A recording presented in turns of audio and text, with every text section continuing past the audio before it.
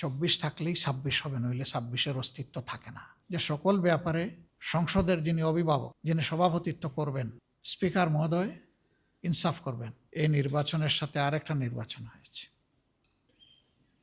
সংসদ নির্বাচন এবং সংস্কার পরিষদের নির্বাচন। যেই অর্ডিন্যান্সের কারণে এই নির্বাচন, একই অর্ডিন্যান্স বলেছে দুটি নির্বাচন একই দিনে হবে। একটা সংস্কার বিষয়ে জনগণের মতামত, গণভোট, আর একটা হচ্ছে সংসদ নির্বাচন হয়েছে। ফলাফল যেটা হয়েছে সেটা আপনারা দেখেছেন। আমরা দেশের বৃহত্তর স্বার্থে এই ফলাফল মেনে নিয়েছি, দুটা ফলাফলই মেনে নিয়েছি। একটি নির্বাচনকে আলাদা করে আরেকটি থেকে দেখার কোনো সুযোগ নেই। এই নির্বাচন দুটি একটি আরেকটি সম্পূরক। বরঞ্চ প্রথম ফাংশন শুরু হবে এই নির্বাচিত সদস্যদের সংস্কার পরিষদের সদস্য হিসেবে, এবং তারও কিছু মেয়াদ উল্লেখিত আছে। এই কাজটি সম্পন্ন হওয়ার পরে অটোমেটিক্যালি তারাই আবার সংসদ সদস্য হিসাবে ফাংশন শুরু করবে। এই জন্যে ওই একই অর্ডিন্যান্সকে সম্মান করে আমরা প্রথম দিনে দুটি শপথ নিয়েছি। প্রথম শপথ হয়েছে সংস্কার পরিষদের সদস্য হিসাবে, দ্বিতীয় শপথটি হয়েছে সংসদ সদস্য হিসাবে।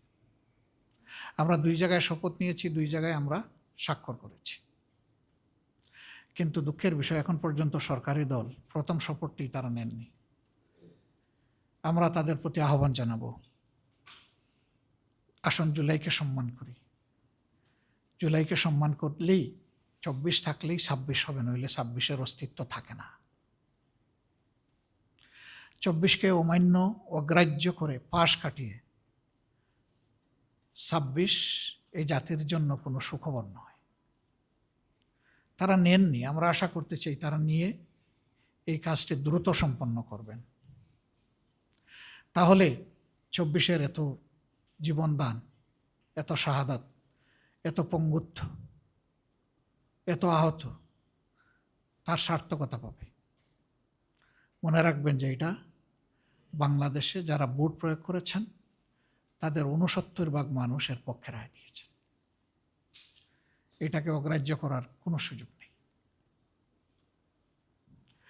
আমরা এর পক্ষে ভূমিকা রেখে যাব এবং আমরা চাইব যে 4টি বিষয়ে গণভোটে দেওয়া হয়েছিল তার সবগুলি হুবহু গ্রহণ করা হোক, বাস্তবায়ন করা হোক।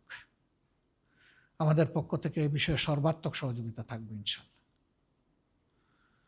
বাকি অধিবেশন শুরু হলে আরও যে সমস্ত বিষয় প্রসঙ্গক্রমে আসবে, এই বিষয়গুলো নিয়ে আমরা আলোচনা করেছি এবং আমরা এটা স্থির করেছি যে আমরা অবশ্যই অপ্রাসঙ্গিক কোনো ভূমিকা রাখবো না, আমরা প্রাসঙ্গিক ভূমিকা রাখব।